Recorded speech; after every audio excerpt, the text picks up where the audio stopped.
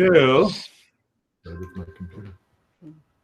last time we covered what exactly Come go get yours. is the practice. What is practice? And we covered that practice is, here is Lara coming. I was waiting for Lara to listen to this. So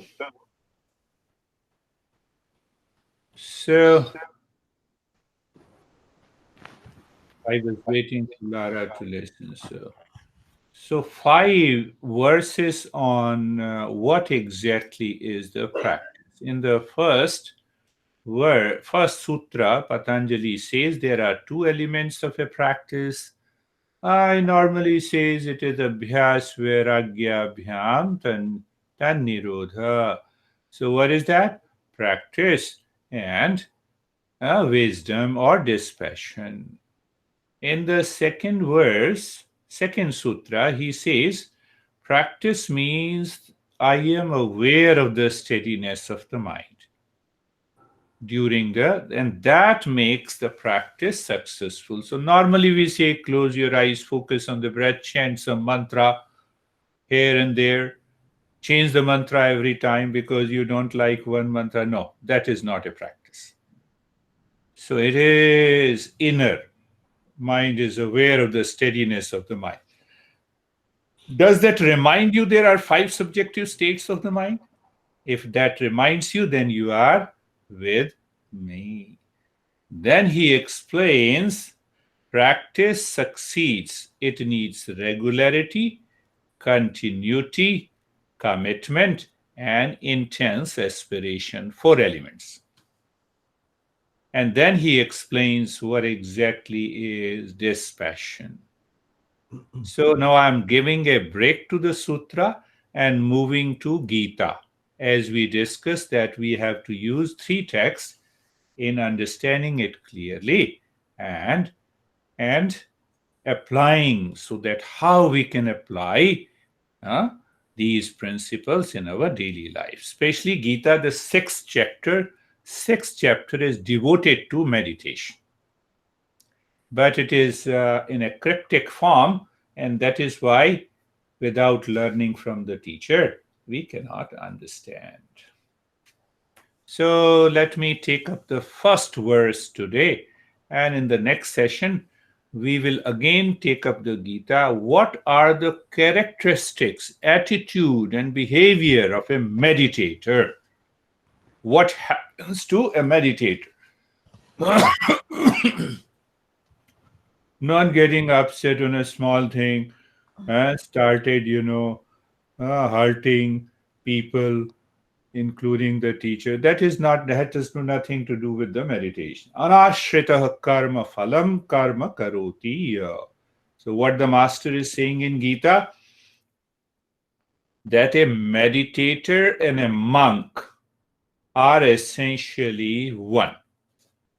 A meditator is a monk inside, and a monk is a meditator outside. Why I have taken up this issue? Because we have a very wrong perception about who is a monk and who is a meditator. So even the Gita, in the 6th chapter, Krishna starts that you have to understand it clearly, the monk and a meditator. Anashritaha, not depending on karma phalam, the fruits of an action, not bound by any karma. Who is that?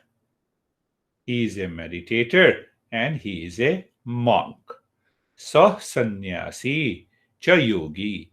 So for a meditator, Krishna uses the word yogi.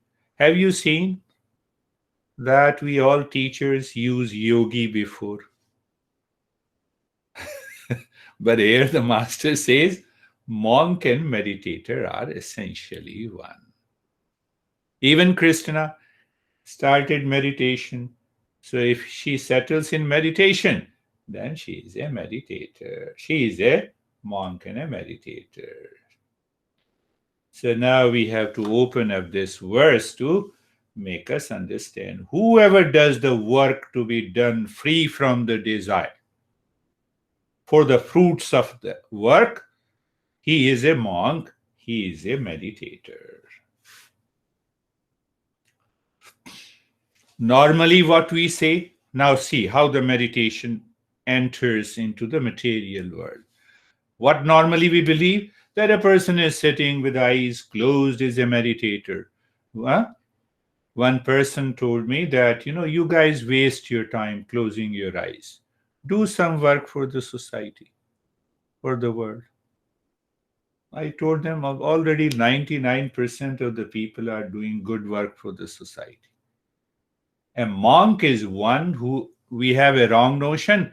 A monk is one who wears the orange colored cloth, gives sermon, and asking money for charity. Krishna says that monk and meditator are essentially one.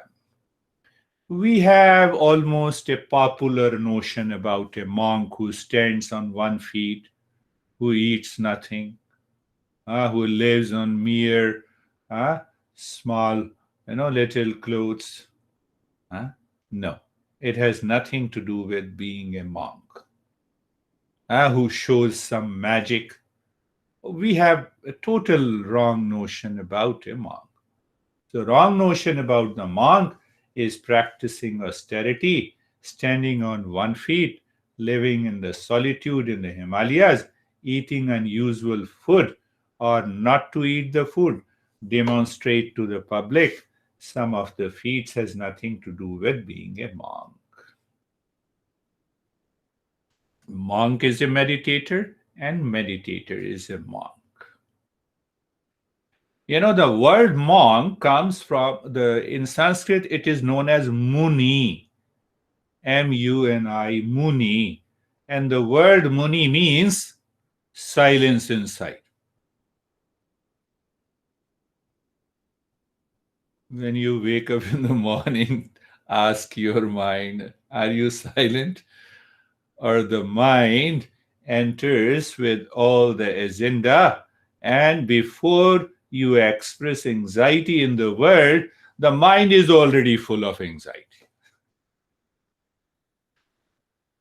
Mind is already playing with lot of duality, conflict, etc., etc. I have to do lot of things. Let me rush, let me running. That is not what the meditator is. That is not what the seeker of meditation is. The same thing with the monk and meditator. Understand that. I'm going slowly so that we can take up this different verses from the Gita to understand that what exactly, how to allow that meditation to enter into daily life. What happens? What is that attitude and behavior? My master used to say that how a meditator or a monk speaks and thinks about this world outside. We have discussed a lot that we have to transcend the world, but we are living into the same world. We have to understand.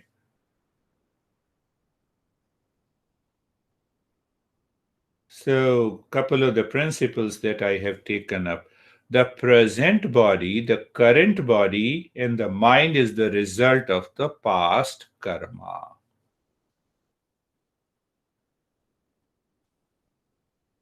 And because that past karma needs to be exhausted in this life, now we are entering into the law of karma. So there are two things. That you allow these past karma to be exhausted in this life. At the same time, when we are doing the meditation, we need the karma that will help us to succeed in awakening in meditation. Two things. Allow it to be exhausted. So the past karma we talk about, that we are inherit because of parents, we got this body, inherited tendencies, genes, DNA, RNA. But how can we justify one person, two people grows in the same family, one is very honest, integrity is there, and other does the crime? How about the DNA? So there, the law of karma answers it is because of the past karma. That is one argument that we can put. So going deeper, three things are there: karma, action, the doer of that action, and the fruits of that action. Three things are there in our life. I'm speaking, the speaker. And second part is the very action.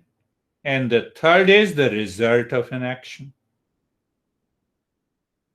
Understand very clearly that the result of an action is always in future.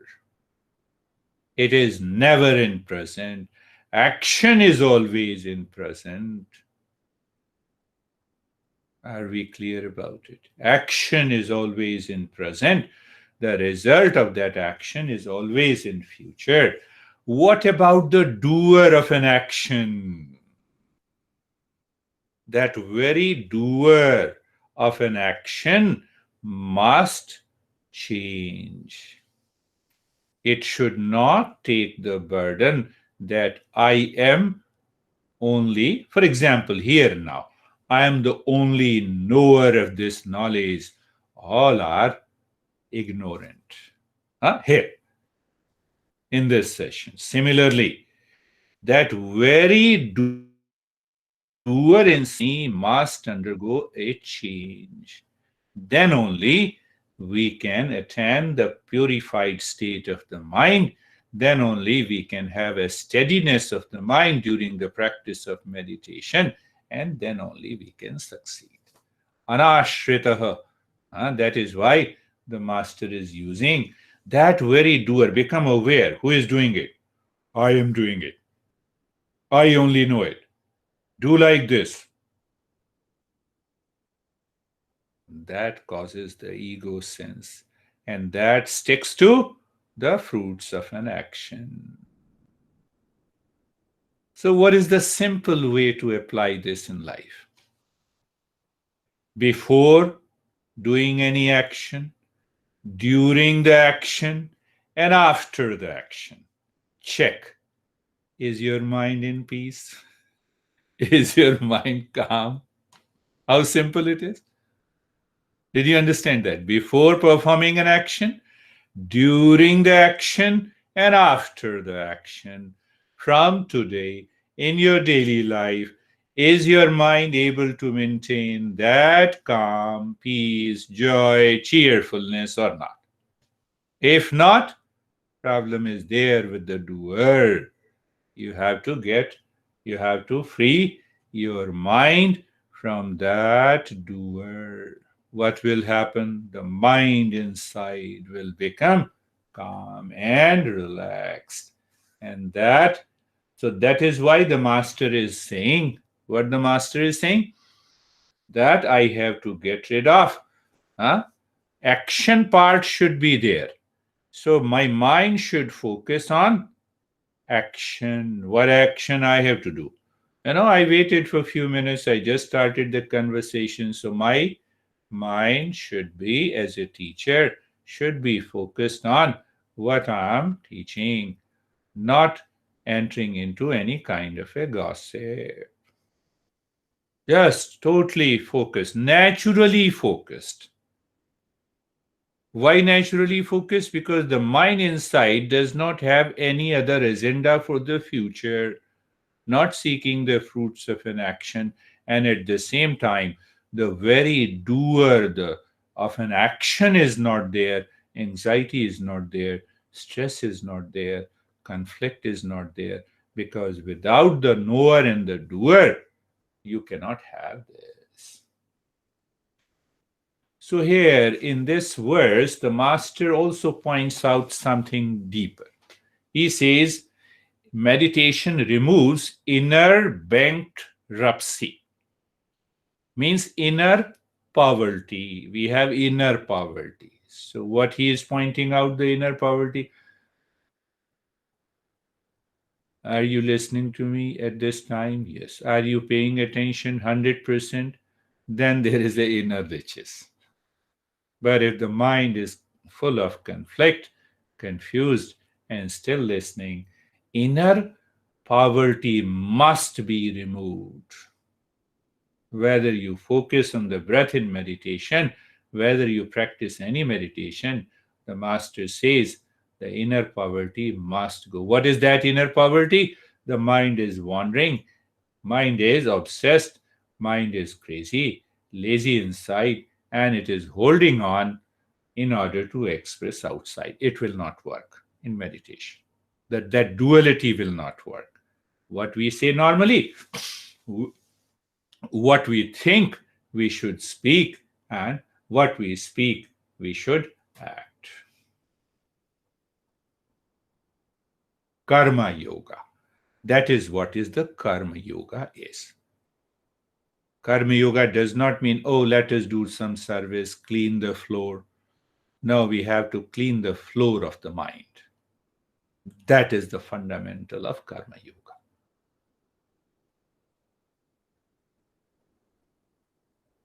And then let us, the meditation start. Now, why? Yeah, I can take up that also. That why the master is saying a lethargic, sleepy, actionless person is a tamasic person and cannot succeed in meditation. A tamasic person believes wrong notions about life, sleeps to reality, and lives in a fantasy world. For those people, meditation is not. When a person becomes a seeker, needs to change his behavior, attitude to Rajasic Guna. If one person is tamasic means inert. It opposes the real nature in us. It opposes the peace in us.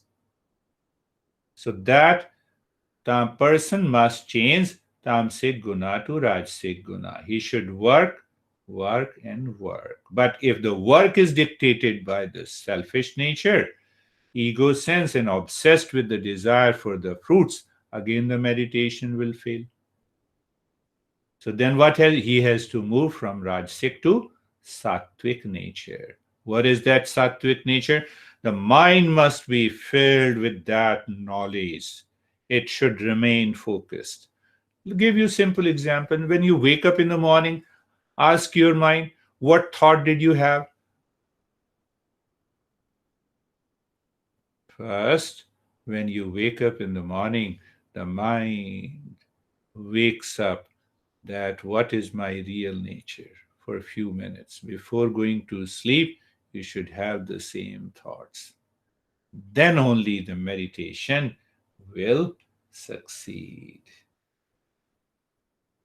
So now, what is the result? So I'm referring from, there is one Upanishad, Maitreyi Upanishad. Now see what you are doing. You are dropping the fruits of an action. Your focus is on the very action. Either it is personal life, professional life, social life, whatever it is. Can you give me a cup of tea? You tell your honey. And the honey is a meditator. Oh, sure, it is my. No, internally you think it's my duty and responsibility. I have the time. Only for the sake of duty and responsibility, in the state of the cheerfulness. Just one example, I'm saying. There are a lot of things. Now, what Maitreya Upanishad says that once you start living and working like this, Geya, sa nitya sannyasi, yo nadeshri na kahachati. The master says that person is a monk already. Nirdvando hi mahabaho sukham. Now, but he says, he is the person who does not hate, who does not have a binding desire, is free from the dualities in our daily life. He becomes a successful meditator.